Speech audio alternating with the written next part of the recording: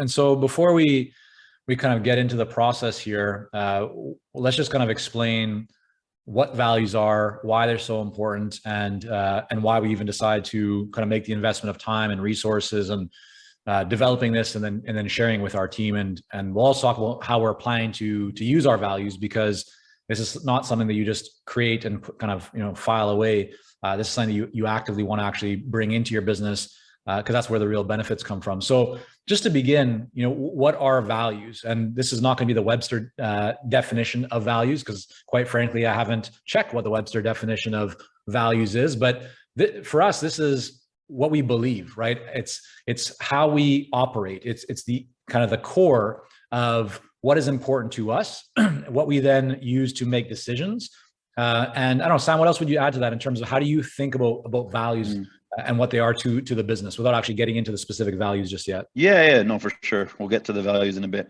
But the way I see it really in terms of values is it's a set of principles. We did a podcast a couple of years ago on our guiding principles. So it's related to that in many ways. And I'm sure some of you have heard that, or you can go find it. It's a classic episode that Mike and I did together. But really values is the way we see our business, the way we see our life, the way we see how things should be. It's the way I look at it is the values are an extension of really Michael and myself and kind of what we've originally created here, but then it goes way beyond that to affect everyone around us, from family to clients to team, and we'll explain about this. But really values is just your guiding principles to how you see things should be run, to how life should be lived, et cetera, et cetera. And like I said, we'll get into the examples, but values is a guiding set of principles. That's the way I see it.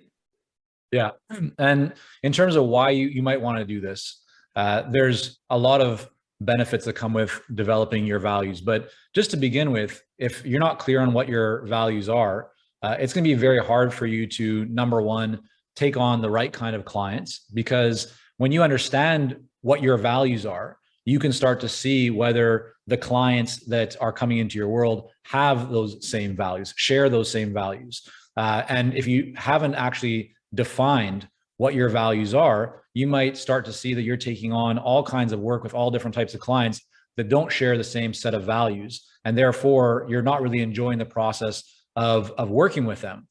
Likewise, what we've also seen is that by developing our values, and before we even developed the formal values that we're going to share with you all here today, several years ago, we developed a little mini documentary that gives you a kind of a glimpse into how Sam and I started the business, our families, so our parents, our grandparents, kind of where we came from, what our journey was like to build Consulting Success into what it is today. You can go to consultingsuccess.com, click on the story or our story link there in the top of the site, and watch that video.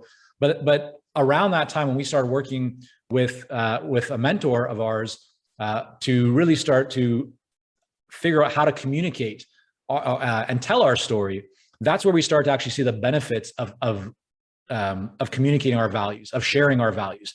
To that point, we weren't very actively sharing what we believed in, what our values were. We just didn't really think to do that. And what we've actually noticed in our business is that as we started becoming much more proactive and intentional with sharing our values, we started to attract a lot more of the right types of clients into our community, into our world. And if you think about that just for a moment, it makes a lot of sense, right?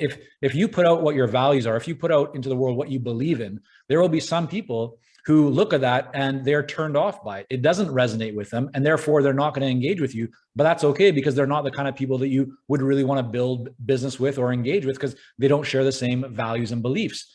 But those who share the same values and beliefs, they will look at that and go, wow, here's an organization, a brand, a person, a group of people who have the same values that I have. I really am, I feel that resonates with me. It connects with me. And now they're much more likely to actually want to engage with you. So it will repel the wrong people while attracting the right people. Sam, anything else you want to add to that as well?